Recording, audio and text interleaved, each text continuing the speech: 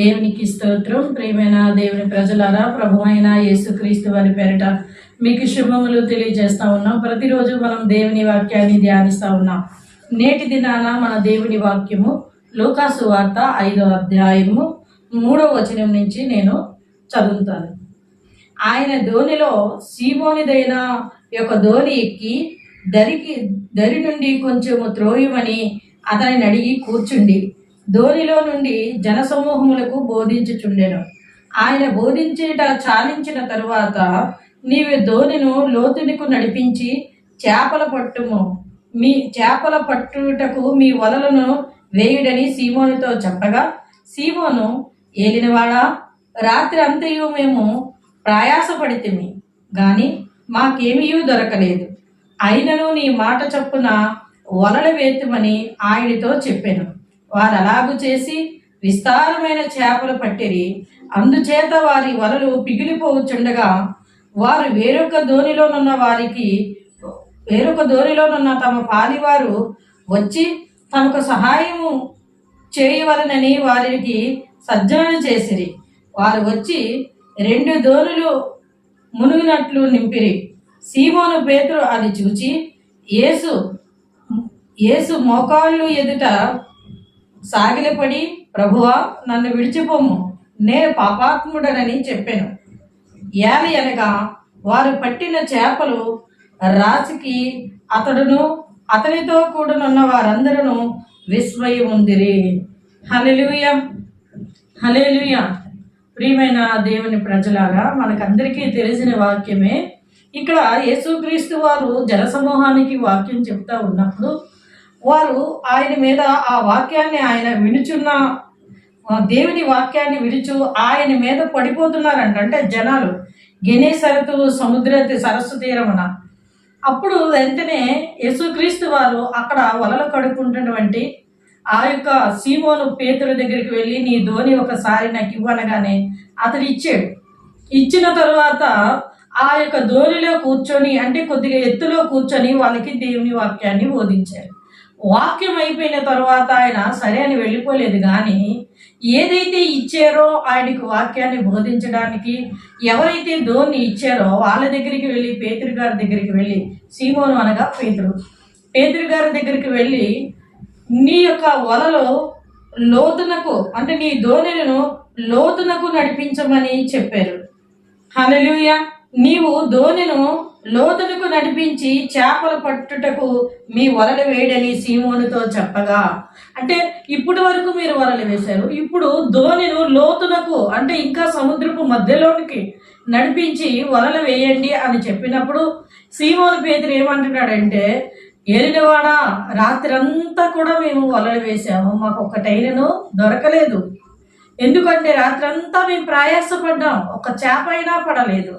ఆయనను నీ మాట చొప్పున మేము వలలు వేస్తామని యేసుక్రీస్తు వారి యొక్క మాటకి ఆ సీమోను విధేయత కలిగి ఆయన మాటను పట్టుకొని మరలా లోతునకు నడిపించి ధోనిను అక్కడ వల వేశారు. అప్పుడు ఆ వలలో మరి చేపలు వారు లాగలేక వేరే వారిని పిలిచి వీరు కలిసి లాగి ఆ ధోనిల్లో ఆ చేపలు ఉంపితే అది పెద్ద రాసు అయిపోయిందంట. వలలు పిగిలిపోయినట్లుగా చేపలు పడ్డాయి. హల్లెలూయా. వెంటనే సీమోన్ అంటాడు, ఏలినవాడా, నేను పాపాత్మని, నన్ను వదిలి వెళ్ళిపో ప్రభువా, నన్ను విడిచిపోమ్ము, నేను పాపాత్ముడనని చెప్పాను. ఏలి అనగా వారు పట్టిన చేపలు రాశికి అతడును అతడితో కూడా ఉన్న వారందరూ విస్మయం ఉందిరి. హల్లెలూయా. వారు చూడండి, పేతురు అక్కడ వలలు ఆ యొక్క చేపలు పడుతుండగా అక్కడ ఉన్న వారందరూ కూడా అనేక సంవత్సరాలు బట్టి అది వృత్తిగా జరిగిస్తూ ఉన్నవంటి వారు. ఒక వృత్తిలో నిమగ్నమైనప్పుడు, ఆ వృత్తిని కంటిన్యూగా చేస్తున్నప్పుడు దాని యొక్క విలువలు, దాని యొక్క ఎత్తి పల్లాలు, దాని యొక్క లోతులు అందరికీ తెలుస్తాయి. ఒక మెకానిక్ కొద్దిగా నేర్చుకుంటాడు మొదట, ఇంకా కొన్ని సంవత్సరాలు అయిన తర్వాత అందులో అతడు సీనియారిటీ అంటాం మన భాషలో. సీనియారిటీ అనేది వచ్చేస్తుంది. ఇప్పుడు పేతురు గారు వాళ్ళు అంటే సీమోను వీళ్ళందరూ కూడా వలలు వేసిన వీళ్ళు, చేపలు పడుతున్న వీళ్ళు చిన్నప్పటి నుంచి అదే వృత్తిలో ఉన్నారేమో అంటే బైబిల్లో వ్రాయబడలేదు. కానీ వారు అనేక సంవత్సరాలు బట్టి దాని మీదే వారు బ్రతుకు తెరుస్తున్నారు, నడిపిస్తున్నారేమో. వారికి ఎప్పుడు చేపలు పడతాయి, ఎక్కడ చేపలు పడతాయి, ఎక్కడ వల వేస్తే వస్తాయో వాళ్ళకి తెలుసు. దాంట్లో వారికి సీనియారిటీ. రాత్రిపూట ఎక్కువగా బయటకు వస్తాయేమో చేపలు, అందుకే వారు రాత్రి అంతా ప్రయాసపడ్డారు. పొగలేనేమో, ఉదయం పూట వేయలేమో, రాత్రి అంతా కూడా ప్రయాసపడ్డారు. వారు ఎంతగా ప్రయాసపడ్డారంటే వారి శక్తి లోపం లేకుండా చేపలు పడాలని ఎన్ని వాళ్ళు వలలు విసిరినా, ఎన్నిసార్లు వలలు వేసినా ఒక్క చేప అయినా కూడా వారికి పడలేదు. అందులో వారి సీనియారిటీ. ఇంకా చేపలు ఇప్పుడు పడవు, ఎందుకో రాలేదని వాళ్ళకి మరొక దగ్గర ఉంటే వారు దరికి వచ్చేసి వలలు కొడుకుంటున్నారని. అలాగా వారు చేస్తున్న సమయంలో యేసుక్రీస్తు వారు మరి అక్కడికి వెళ్ళారు. అక్కడికి వెళ్ళి అక్కడ వాక్యాన్ని చెప్పిన తరువాత యేసుక్రీస్తు వారి యొక్క ఆలోచన గురి ఎవరి మీద ఉందంటే సీమోను మీద ఉంది. హల్లెలూయా. ఆయన ఎక్కడికి ఊరకనే వెళ్ళరు. ఒక వ్యక్తితో ఒక దగ్గర దేవుడు యేసుక్రీస్తు వారు వెళ్ళారు అంటే అక్కడ ఒక వ్యక్తి ఖచ్చితంగా రక్షణలోనికి వస్తారు. అనేక మంది వారిని బట్టి అనేక మంది వస్తారు. ఎరుకోకి వెళ్ళినప్పుడు చూడండి, జక్కయ్య రక్షణలోనికి వచ్చాడు. సమరయ అనే సుకారని గ్రామానికి వెళ్ళినప్పుడు చూడండి, సమరయ స్త్రీ, అక్కడ ఉన్న వారందరూ కూడా రక్షణలోనికి వచ్చారు. ఇలా నాయన్ అనే విధవరాలు ఆ గ్రామంలో అడుగు పెట్టిన వెంటనే అక్కడ ఎవరో ఆ పాడి మీద మోసుకెళ్తున్న ఆ విధవరాలి కుమారుడు బ్రతికి వారు కూడా రక్షణలోనికి వచ్చారు. అంటే అది అద్భుత కార్యాన్ని జరిగించారు. అంటే దైవ చిత్తం లేకుండా ఆయన ఎక్కడికి వెళ్ళరు. అలాగే ఒక ఆత్మ రక్షణలోనే ఉంది అంటే ఆయన ఎంత దూరమైనా ప్రయాణం చేస్తారు. హల్లెలూయా. మనకి ఈ వాక్యం అదే చెప్తా ఉంది. ఎందుకు అంటే ఈ సీమోను పేతురుని రక్షించాలన్నదే దేవుని యొక్క ఉద్దేశం. అందుకే అక్కడికి వెళ్ళి అతని యొక్క ధోని అడిగినప్పుడు అతడు కూడా మాట్లాడుకున్న యేసుక్రీస్తు వారికి ఆ ధోనిని ఇచ్చారు. ఆ ధోనిలో దైవవాక్యం చెప్పబడింది. చెప్పబడిన తర్వాత చెప్పేసి నా పని అయిపోయిందని యేసుప్రభు వారు వెళ్ళి అసలైన పని అప్పుడే మొదలైంది. హల్లెలూయా. అప్పుడే మొదలైంది. వెంటనే మీరు చేపలు పడలేదా ఇంతవరకును? అయితే చూడండి, నేను చెప్తాను, అద్భుతం జరుగుతుంది, చేపలన్నీ పడతాయి అని అనలేదు ఆయన. నీ ధోనిను లోతుకు నడిపించు. ఇంతవరకు నువ్వు పైనే వెతికావు, ఇప్పుడు లోతట్టుగా వెయ్యి, లోతునకు నడిపించు అని చెప్పినప్పుడు చేపలు పడతాయి, నువ్వు లోతుకి వెళ్ళి వల వేస్తే నీకు చేపలు పడతాయి, విస్తారమైన రాసి వస్తుందని కూడా ఆయన చెప్పలేదు. ఒక్క మాట అన్నాడు అంతే, లోతట్టుకు నడిపించి వల వెయ్యని. అక్కడ అతడు ఎంత విధేయత చూపిస్తున్నాడు. రాత్రంతా చేతులు కాళ్ళు మరి అలిసిపోయి, చేతులు అదంటారు కదా, ఒళ్ళంతా నొప్పులైపోయి అంతగా ప్రయాసపడ్డాడు. ఇంత ప్రయాస రాత్రంతా పడని ఈ చేపలు ఇప్పుడు పడతాయా నువ్వు చెప్తే అని అనలేదు. ఏలినవాడా రాత్రంతా మేము ప్రయాసపడ్డా, ఆయనను నీ మాట చప్పున మేము వల వేస్తామని యేసుక్రీస్తు వారి మాటను పట్టుకొని వల వేయగానే వలలు పిగిలిపోయినట్లుగా చేపలు పడ్డాయి. రాత్రి అంతా ఎక్కడికి వెళ్ళిపోయి ఆ చేపలు? యేసుక్రీస్తు వారి ఆజ్ఞను పట్టుకొని ఆయన చేపలకు ఆజ్ఞించినప్పుడు అవన్నీ వలలోకి వచ్చేసాయి. హల్లెలూయా. అంటే పేతురు గారి యొక్క తగ్గింపు, విధేయత అన్నీ కూడా చూశారు. మాట వినటము, చాలా మందికి అన్నీ ఉంటాయి కానీ ఎదుటి వారికి చెప్పితే వినే స్వభావం ఉండదు ఎవరికి. కొంతమందికి నాకు అన్నీ తెలుసు అనుకుంటారు. కానీ పేతురు గారు రాత్రి అంతా ప్రయాసపడ్డాడు. ఆ యొక్క పనిలో, చేపలు పట్టే పనిలో అతడు సీనియారిటీ సంపాదించినటువంటి వ్యక్తి అయినప్పటికీ కూడా యేసుక్రీస్తు వారి మాటను పట్టుకొని మరలా వెళ్ళాడు. అంటే నాకు ఇన్ని సంవత్సరాలు పెట్టి ఈ సముద్రం మీద నడిచి వల వేసే ఇది ఉంది నాకు, నువ్వు చెప్పడం ఏంటి, అసలు నీకు చేపల గురించి ఏం తెలుసు అని తిరుగుబాటు మాట్లాడలేదు.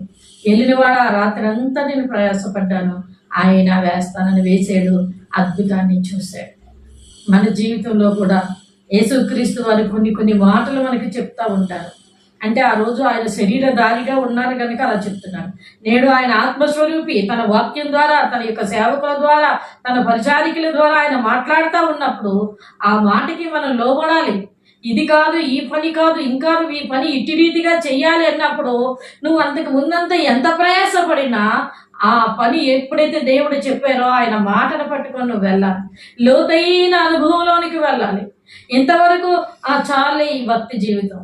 నేను ప్రతి ఆదివారం దేవుని మందిరానికి వెళ్తున్నాను, ప్రతి ఆదివారం నేను దేవుని వాక్యం వింటున్నాను, కానికేస్తున్నాను, అనేక మందికి నేను మాదిరికరంగా మంచిగా ఉన్నాను, చాలా భక్తి జీవితం అనుకోకూడదు. ఇంకా లోతుల్లోనికి వెళ్ళాలి.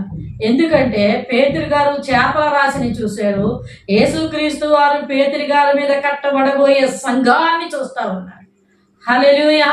యేసుక్రీస్తు వారి యొక్క భవిష్యత్తు జ్ఞానము పేతురు గారు, అంటే సీమోను అనగా పేతురు, ఆ పేతురు గారు భవిష్యత్తు కాలంలో అతడు బండగా అతడిపై పునాది అవుతాడు సంఘానికని యేసుక్రీస్తు వారు ఎరిగి పేతురులో అది చూసి ఆ యొక్క ధోనిని అడిగారు. చేపలు పట్టడానికి వల వెయ్యి అన్నారు. ఎందుకంటే మాట్లాడాలి, మాట కలిస్తేనే మనిషికి పరిచయం పెరుగుతుంది. అందుకని అట్టి రీతిగా చేసినప్పుడు వెంటనే పేతురు గారికి ఒక ఆలోచన, నాకు తెలిసి ప్రవక్తలంటే అతనికి చాలా ఇష్టం అనుకుంటాను నేను. యేసుక్రీస్తు వారిని కూడా అప్పటి వరకు ప్రవక్తగానే చూస్తున్నాడు. ప్రవక్తలు అనగా దైవ సేవకులు అనగా అతనికి చాలా ఇష్టము. అంటే బయటికి భక్తి లేకపోయినా సరే అంతరంగంలో దైవభక్తి కలిగిన వంటి వ్యక్తి అనుకుంటాను. కోపం ఉద్రేకం ఉన్న దైవభక్తిని కొనుపరిచిన వంటి వాడు వెంటనే యేసుక్రీస్తు వారి కాళ్ళ దగ్గర సాగిలిపడి నమస్కారం చేసి అంటున్నాడు, నేను పాపాత్ముని. తన పాపాన్ని ప్రభు దగ్గర ఒప్పుకుంటున్నాడు. అక్కడ ఏ అద్భుతం జరిగిందండి? చనిపోయిన వారు బ్రతికారా? దెయ్యాలు వెళ్ళిపోయాయా? రోగులు స్వస్థపరచబడ్డారా? ఏ అద్భుతం జరిగింది అక్కడ? చేపలు వలలో పడ్డాయి. ఈ రోజుల్లో కూడా అంటారు చూడండి, యేసుక్రీస్తు వారు ఆ రోజుల్లో నీటిని ద్రాక్షరసం చేశారు, నేను కూడా చేసేస్తాను అని చెప్పేసి చాలా మంది మ్యాజిక్లు చేస్తూ ఉన్నారు. కానీ యేసుక్రీస్తు వారు నీరు ద్రాక్షరసం అయిపోవని అనలేదు. ఆయన నీళ్లు వేయండి, ముంచి పట్టుకెళ్ళి ఇవ్వండి అన్నారు. ఆయన మాట సెలవిచ్చారు, అది ద్రాక్షరసంగా మారిపోయి. ఇప్పుడు మ్యాజిక్లు చేసిన అది పట్టుకెళ్ళి ఇచ్చినా అది అవ్వదు. లేకపోతే అందులో ఏవో కెమికల్ కలిపేసి చూపించిన అది తాగడానికి ఉపయోగపడదు. దాన్ని తాగిన వారు సాక్ష్యం ఇస్తున్నారు. మొదట నువ్వు మంచి రసం ఇస్తారు ఎవరైనా, తర్వాత జబ్బు రసం ఇస్తారు. కానీ నువ్వు మొదట మంచి రసం ఇచ్చావు, తర్వాత కూడా మంచి రసమే ఇచ్చావని విందు ప్రధాని సాక్ష్యం ఇస్తా ఉన్నాడు. హల్లెలూయా.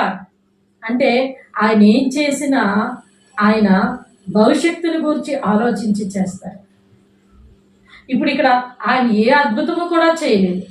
ఆయన ఏం చేశారు? అక్కడ చేపలు పడ్డాయి. పేతురు గారు అది చూడగానే ప్రభువా నేను పాపాత్ముడని తన పాపాలను దేవుడి దగ్గర ఒప్పుకున్నాడు. వెంటనే పేతురు గారిని ప్రభువాన్ని పిలిచారు. హల్లెలూయా. మన నమ్మకం దేవుని వైపు అలా ఉండాలి, లోతట్టుగా వెళ్ళాలి. ఇంక ఈ భక్తి చాలులే, ఇది ఎంతవరకు చాలు ఈ జీవితం అనుకోకూడదు. దేవుడు నీ మీద ఒక ఉద్దేశాన్ని కలిగి ఉన్నాడు, నీ మీద ఒక ప్రణాళిక కలిగి ఉన్నాడు. అందుకే నేను మాటకి ఆయన పిలుస్తా ఉన్నాడు. అందుకే పేతురు గారి మీద ఒక ఉద్దేశాన్ని కలిగి ఉన్నాడు కనుకనే పేతురు గారి యొద్దకి ప్రభువారు వెళ్ళి మాటలు కలిపి అతనికి సత్యాన్ని తెలియచేశారు. పేతురు గారికి యేసు ప్రవక్తలంటే ఇష్టమేమో, దైవత్వం అంటే భక్తి ఏమో, బయటికి అతడు కోపిష్టి, మనకు తెలుసు కదా, ఆ మలుకు అన్న అతను చెవి నరికేస్తారు, కోపిష్టి. కానీ హృదయ అంతరంగము దేవునితో సాంగత్యం చేసేది. అది చూసిన యేసుక్రీస్తు వారు అతని భక్తికి సరిపోయినటువంటి ఆ యొక్క జీవిత విధానాన్ని అతనికి ఇచ్చారు. అందుకే నువ్వు లోతట్టుకు వెయ్యి, నీ ధోనిను నడిపించు, ఇక్కడే ఒడ్డునే ఉండిపోయేవేమి, నువ్వు నాతో రా, లోతట్టుకి నడిపించు అనగానే ఏలినవాడా నీ మాటను చెప్పి నేను వేస్తానని విధేయత కలిగి ఆయన మాటను విని విధేయత కలిగి లోబడి వలను వేశాడు. అద్భుతాన్ని చూశాడు. యేసుక్రీస్తు వారిని వెంబడించాడు. సంఘములకు మూల పురుషుడిగా మారిపోయాడు. హల్లెలూయా. ఎంత గొప్ప ధన్యత. పేతురు నువ్వు బండవు బయోనా, నీ మీద నా సంఘం కడతానన్నాడు యేసుక్రీస్తు వారు ఆయన అప్పగింపబడిన ముందు. ఆ తరువాత ఆ మాటను ఆయన నెరవేర్చారు. పెంతెకొస్తు పండగ దినాన అందరూ భాషలు మాట్లాడుతూ ఉంటే పేతురు గారు ప్రవచనం ఎత్తి 1000 ప్రవచనాలు చెప్పారు. అప్పుడు 3000 మంది రక్షణలోనికి వచ్చారు. సంఘము, మొదటి సంఘము పేతురు ద్వారా ప్రారంభించబడింది. హల్లెలూయా. ఆయన మాట ఇచ్చాడంటే అది నెరవేర్చగలిగిన సమర్థుడు, వాగ్దానం చేసిన వాడు, నమ్మదగిన వాడు. నీతో ఆయన వాక్కుతో మాట్లాడుతున్నప్పుడు ఆ వాక్యానికి నువ్వు లోబడితే నీ మీద దేవునికి ఉన్న ఆ యొక్క ఉద్దేశము నెరవేర్చబడి నీ జీవితం సఫలమయ్యి ముందుకి నడిపించబడతా ఉంటుంది. కనుక ప్రియ సోదరి సోదరుడా, ప్రభు వైపు చూడు. దైవ చిత్తం నీ పట్ల ఏదో ఉంది. ఆ చిత్తం కొరకు నువ్వు నిలబడు. లోతట్టుగా నీ ఆత్మీయ జీవితాన్ని నడిపించుకో. లోతులోనికి వెళ్ళు. ఆత్మీయ జీవితపు లోతుల్లోనికి వెళ్ళినప్పుడు దైవ చిత్తం నీ పట్ల ఏముందో దేవుడు బయలుపరుస్తారు. దాన్ని నువ్వు జరిగించి దేవునితో సావాసం చేస్తూ దైవ చిత్తాన్ని నెరవేర్చే వ్యక్తిగా నువ్వు నిలబడి దేవుడిచ్చిన దీవెన ఆశీర్వాదాలు పొందుకో. దేవుణ్ణి సంతోషపెట్టే వ్యక్తిగా నువ్వు నిలబడు. నిన్ను బట్టి అనేక ఆత్మలు ప్రభు తట్టు చెప్పబడతాయి. 3,000 మంది రక్షణను అప్పుడే చూశారు యేసుక్రీస్తు వారు. చేపలు ఆయన మొట్టమొదటి చూసినప్పుడే పేతురు గారిని 3,000 మంది రక్షణను చూశారు. దేవుడు అతన్ని వాడుకున్నారు. కనుక నిన్ను నన్ను కూడా భవిష్యత్తు కాలంలో ఆయన వాడుకోవాలంటే మన ఆత్మీయ జీవితాన్ని లోతట్టుకు నడిపించి దేవునితో సావాసం చేసినప్పుడు అన్ని విషయాల్లో మనం ఎలా ఉండాలో ఎలా నడవాలో ప్రభువారు మనకి తెలియజేసి దైవ చిత్తాన్ని మన పట్ల నెరవేర్చి ఆయన నిన్ను దీవించి ఆశీర్వదిస్తారు. అలా చేసి ప్రభు ఇచ్చిన దీవెన ఆశీర్వాదాలు పొందుకోండి. కొద్ది మాటలు దేవుడు దీవించిన గాక. ఆమేన్. కళ్ళు మూసుకుందాం, ప్రార్థన చేస్తాం. మహాపరిశుద్ధమైన మా ప్రియ పరలోక తండ్రి దేవా, ఇంతవరకు మీ పరిశుద్ధాత్మ శక్తి చేత మీరు నడిపించినందుకు వందనములు. ఎత్తబడిన వాక్యం నూరంతులుగా ఫలించులాగున సహాయం దాయిచ్చింది. నిజమే ప్రభా. నాయన పేతురు గారు ధోని మీరు అడిగారు ప్రభా. అయ్యా అతడు ఇచ్చాడు. మీ తర్వాత రెండవసారిగా అతడితో మీరు మాట్లాడినప్పుడు మీ మాటకి విధేయత కలిగి లోబడి తన రాత్రి అంతా చేపలు వేట వెళ్ళినప్పటికీ కూడా ప్రభా మరలా ఉదయాన్ని మీ మాట చొప్పున వేసినప్పుడు తన కంటితో తను నమ్మలేకపోయాడు నా అద్భుత కార్యాన్ని. విస్తారమైన చేపలు పడ్డాయి. దాన్ని బట్టి నువ్వు సర్వశక్తి కలిగిన దేవుని కుమారుడు అని ఎరిగి తన పాపాలను ఎదుట ఒప్పుకున్నాడు ప్రభా. అతన్ని సంఘానికి మూల పురుషుడిగా చేసి దేవాతను దీవించారు నాయన. దేవానికి స్తోత్రాలు ప్రభా. ఇదిగో పేతురు గారి జీవితంలో మీరు ఎలాగైతే మీ చిత్తాన్ని జరిగించారో మా జీవితాల్లో కూడా మీరు అలాగే జరిగించండి ప్రభా. మాతో మీరు ఉండండి నాయన. మీ మహిమార్థమైన జీవితం మేము జీవించేలాగున సహాయము దయచేసి నా ద్వారా మా ద్వారా మీరే మహిమ పొందుకోమని ఎత్తబడిన వాక్యం నిరంతరంగా ఫలించేలాగున సహాయము దయచేసి మీరే మహిమ పొందుకోమని యేసు పరిశుద్ధ నామమున స్తుతించి వేడుకొంచున్నాం పరమ తండ్రి. ఆమేన్. God bless.